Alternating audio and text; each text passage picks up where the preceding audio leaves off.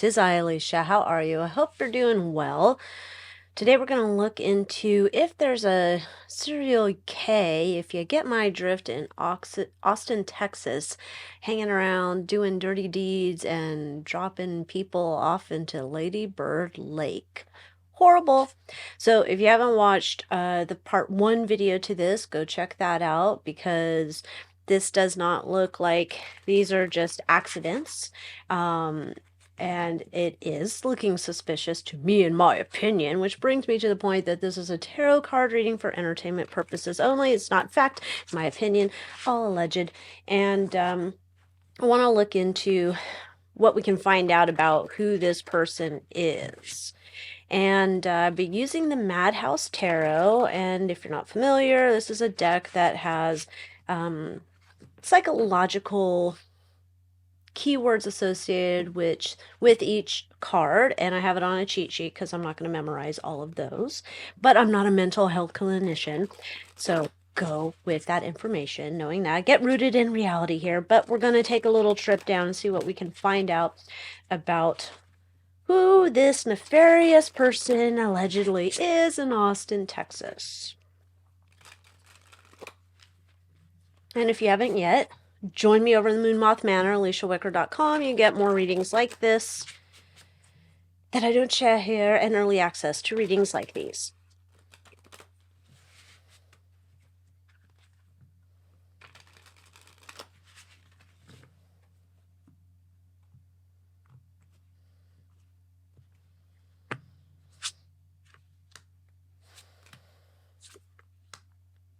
Oh dear.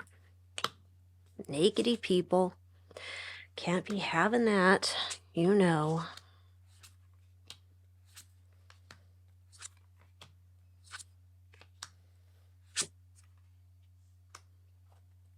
Okay. Let's see what we've got here in the center of it all. This is how they are perceived by the public, by others. We have 6 of Swords. I guess I'll cover that guy up. And the 10 of Wands. 6 of Swords, 10 of Wands. 6 of Swords. Frequent changes of places. Desire to hide from reality. Manifestations of sociopathy. And we have the 10 of Wands. Chronic overwork, chronic fatigue. So they're very, very industrious, I guess we will say. They are very industrious. But that 6 of Swords is interesting. Frequent changes of places, which was kind of like what we were getting in the first reading, where it felt like he has these different areas that he works in. He's always moving around. Okay, we'll move this over here because I think I've covered up the nudity there. The emotional characteristics here of our fellow, allegedly, is Knight of Coins. Fear of death. Various phobias. Conservatism and lethargy. He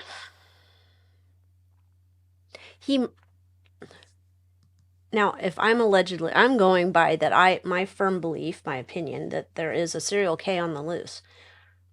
But this guy doesn't take like crazy risk. He's not that type. He's not just taking, he calculates everything. He's plays his crimes safe, if you want to say that. He plays his crimes safe. Okay. This is intellectual characteristic, 7 of Coins. Nervous and physical overwork, negative thinking, short-sightedness, external dissatisfaction, detachment from reality. Interesting, though, with the 7 of Coins here, it kind of reminds me of, though, somebody who works on this idea where we're trying to hide those things, right? 7 of Coins, we're working, we're building, we're growing. This is all about how you're appearing in the world, trying to appear normal. And we got it in the last reading. He's kind of like just that person that comes to your rescue, in a way. Financial standing. 9 of Coins. Individualism, because I think he is in business by himself. So self-sufficient person in business by himself. narcissism, arrogance, disconnection from reality, social phobia. You're not going to be hearing him hanging out with a bunch of friends. He's a loner guy. Okay. Life tendency next 10 to 15 years. King O' Cups. Authority, control, manipulativeness, pressure. Manipulate others to submit to your control. Alrighty. It seems like that is. It's, that's why he's so careful when he's doing this. It's like he's got this like planned out, like doot doot doot. It's very methodical. I get him in the car. I know all the streets. I know the game plan. Like it's very methodical. Secret desires. We have the Hierophant. Feeling immune to mistakes, fanaticism, obsession with a predominant idea. Also kind of interesting. 5, Hierophant can also be like an authority figure, you know, thinking that he knows best. Kind of like some of our governments. Yes, similar idea. Obstacles, Ace of Cups. Substance addiction, laziness, vigilant maternal control, and eternal infancy. Mommy issues, apparently.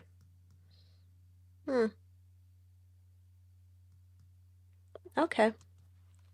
We have 10 of coins, negative characteristics or negative character traits, repression, bliss.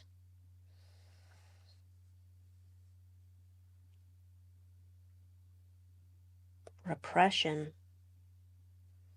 I think this is a guy, like we're seeing like everything's like kind of like a burden. He gets fixated on ideas. He's very controlled. He doesn't, I think the only time he's getting bliss is when he's committing these crimes. So it's almost like he just tamps down all this thoughts, feelings, emotions, just Okay, and 3 of Swords. Obsession, ambition, and traits. Obsession, ambition, traits. Yes. Okay, 3 of Swords. Anxiety, negative thinking, panic attacks, exacerbation of nervous diseases, and psychosomatics. Anxiety and negative thinking. Anxiety and negative thinking. It's just this whole idea that everything's come crashing down. Nothing is ever perfect. I wonder if after he commits a crime, does he do a,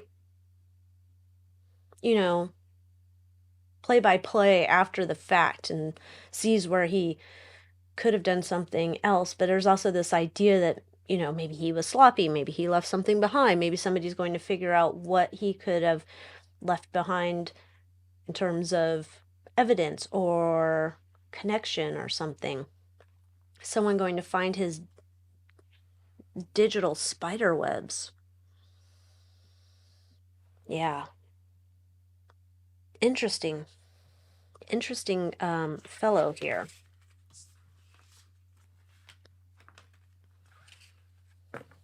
Now let's see, I want to look into kind of like why did this start for him? What is his desire, his motive? So, why does this guy do what he does? What is his motivation? And if you haven't yet, hit that like button. Subscribe to the channel, por favor. Helps me continue to bring content to the tube of the U.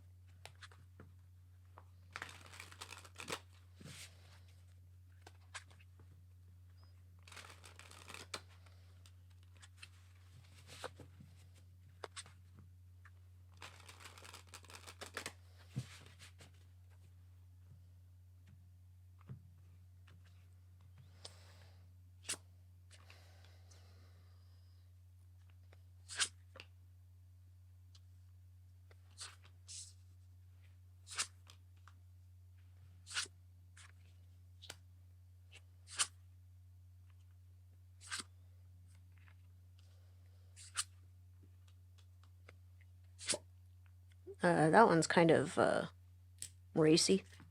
Racy. I'll just stick a little labradorite on top. Labradorite will make it all right. All right. Here we see. Oh, my little moldavite pop back up there, my friend. Okay. King of Wands, like his whole idea is like he's acting out stuff. Like he's an independent operator. He acts things out. He's making things in the way that he needs them to be for whatever reason. I'm going to say he's not, obviously, probably makes sense, but he's not emotionally stable.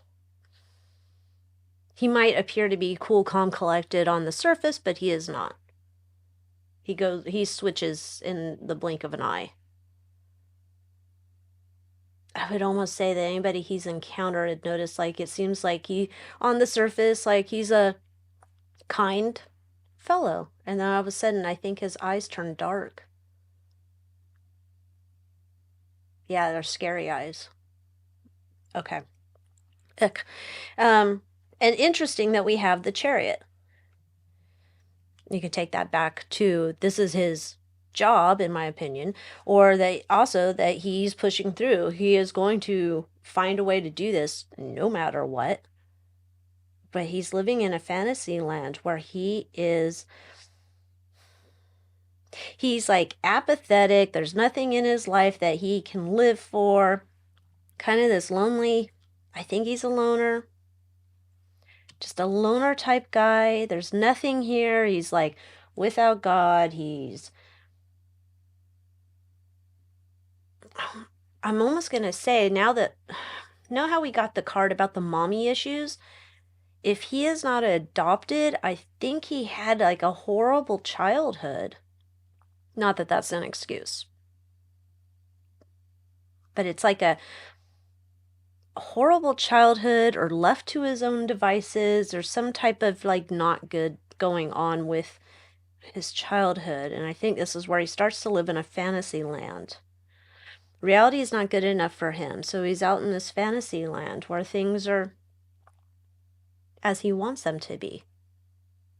However, it's a thing where he's not using his energies for good. It's for no bueno. Interesting that he has the Hanged Man. His is his emotional undercurrent.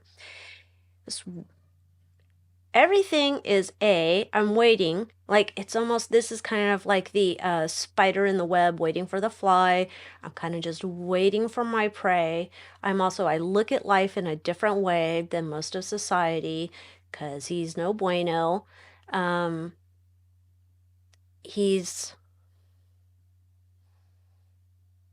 I think if people had like any type of like longer than like a cursory conversation with them, that he would freak them out.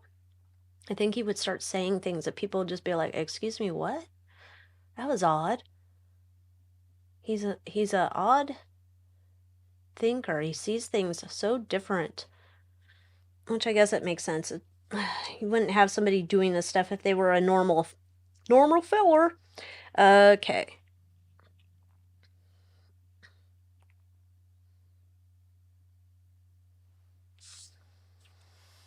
Six of Coins. This is an obsession here with him. Six of Coins is a charity card. Six of Coins is giving and receiving. Interesting. There's something else about this. Like,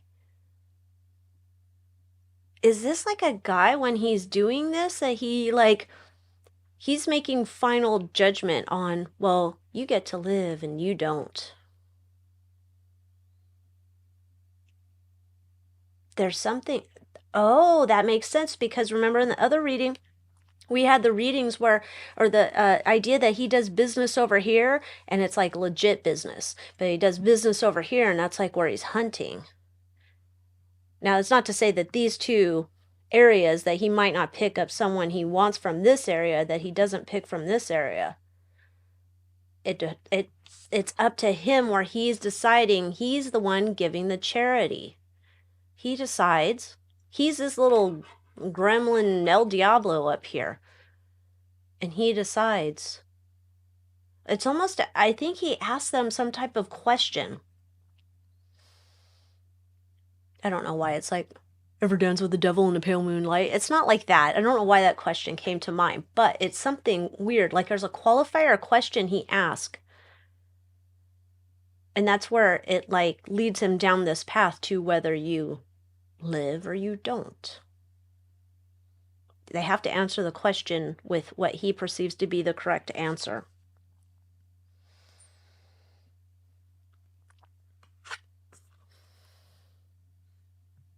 Eight of Cups is the fear.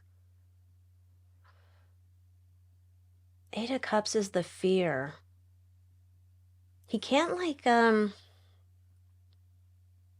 Eight of Cups is like walking away from your emotional baggage. I just can't get away from this emotional baggage. That this is just how I'm destined to be. There's like, I don't know if by doing what he's doing breaks him out of the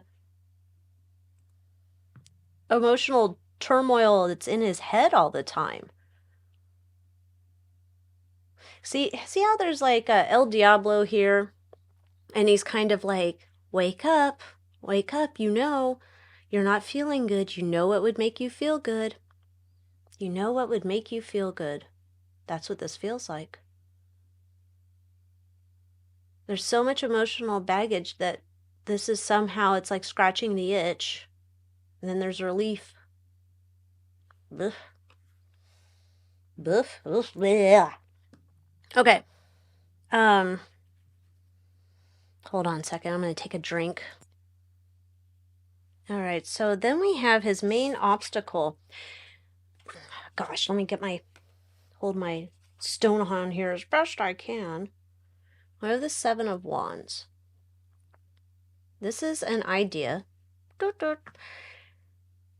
It's kind of him against the world. Now, if I could show you the rest of this image, it's a nakedy person all bundled up inside of this stick figure person, and they're, you know, kind of in the fetal position. And they're ready to attack. They're vulnerable deep down on a root level, which I think goes back to when we had this card here with not a good childhood. This is a vulnerable person, and this is how he fights back about all of the hurt and trauma and whatever's going on inside. And he unleashes his demons upon the world or his victims because he feels that's somehow fair. I think there's this idea when he chooses whoever he's going after. Oh, it must be nice to have been living your life. Well, you know, not all of us had that. And so now you're going to get it. There's that type of idea here with this fellow. Okay. So that's what we got in this reading here. Next reading, I want to go into the 4 recent people that were found in Ladybird Lake and see if these were not suspicious, as law enforcement is saying, or if they are suspicious and related to our fellow here. So thank you so much for watching, and I will see you in the next video. Adios.